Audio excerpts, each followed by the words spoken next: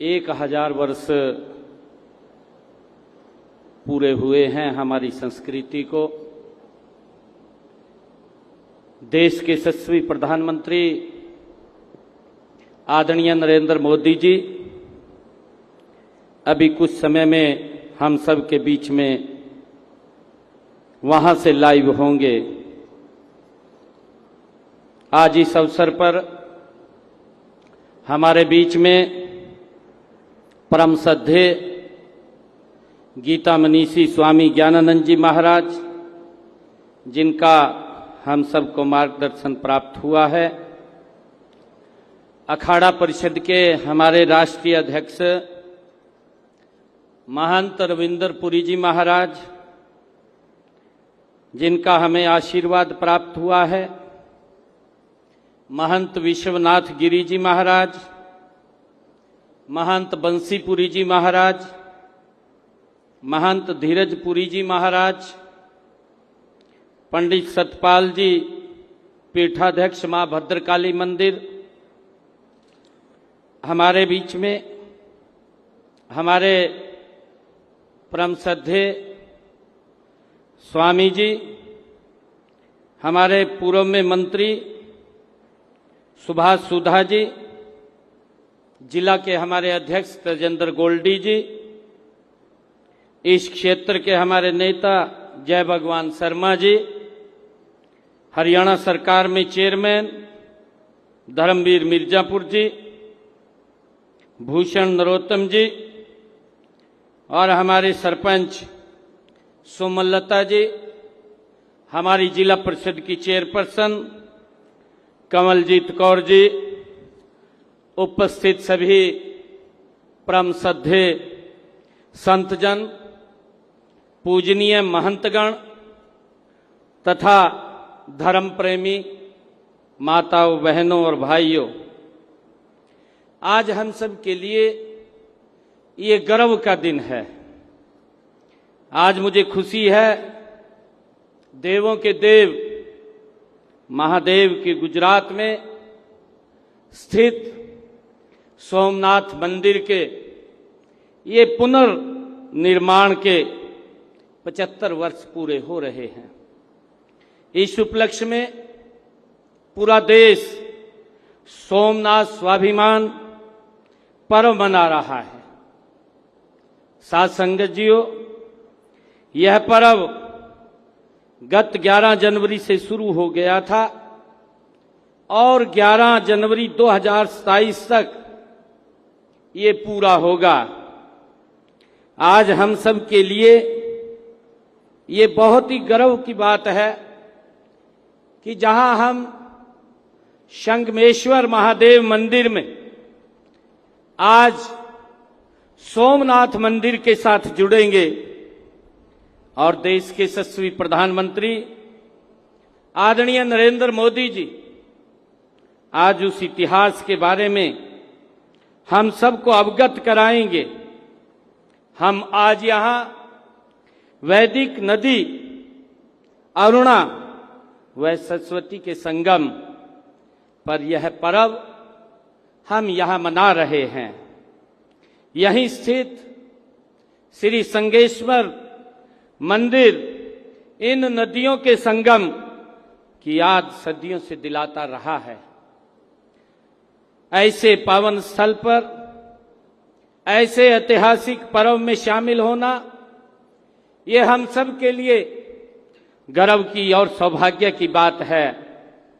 मैं सबसे पहले तो भगवान भोलेनाथ के श्री चरणों में मैं दोनों हाथ जोड़ करके कोटि कोटि नमन करता हूं और आप सबको सोमनाथ स्वाभिमान पर्व की हार्दिक बधाई और शुभकामनाएं मैं देता हूं।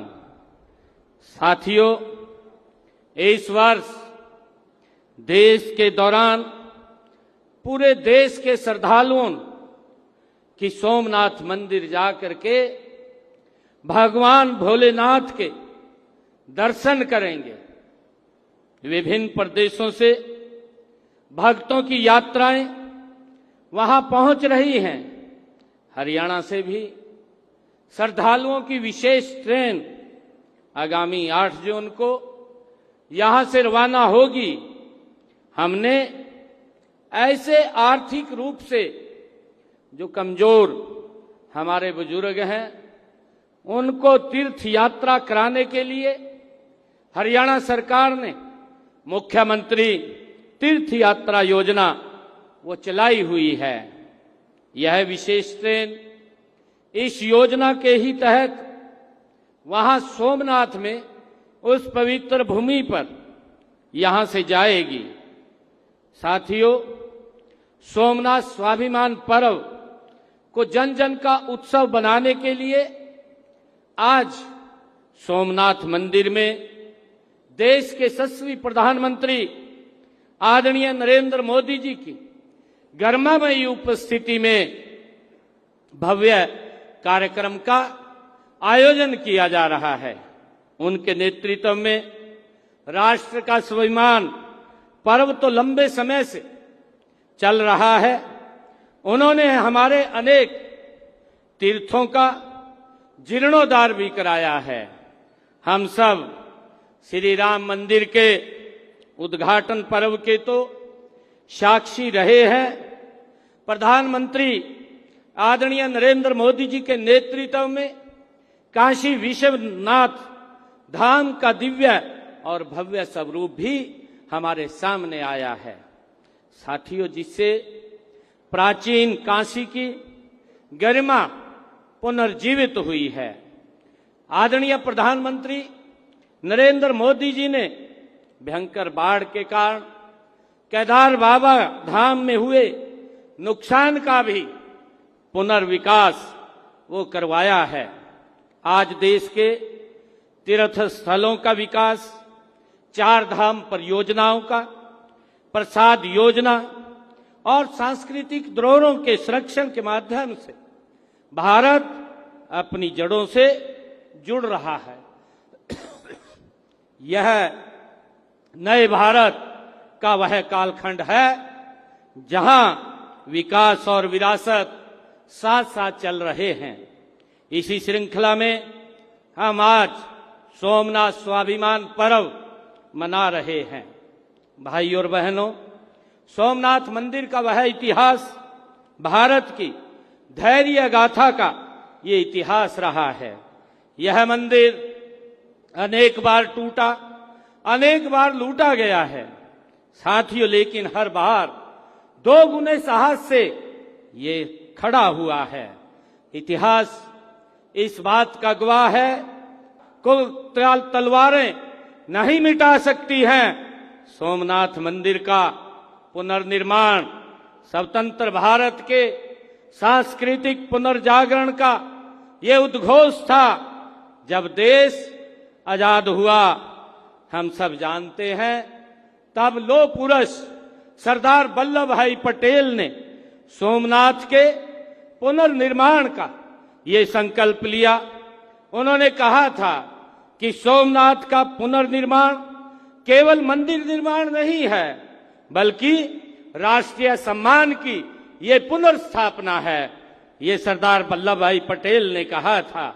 यह वही भावना थी जिसने राष्ट्र को अपनी सांस्कृतिक जड़ों से जोड़ने का कार्य किया है।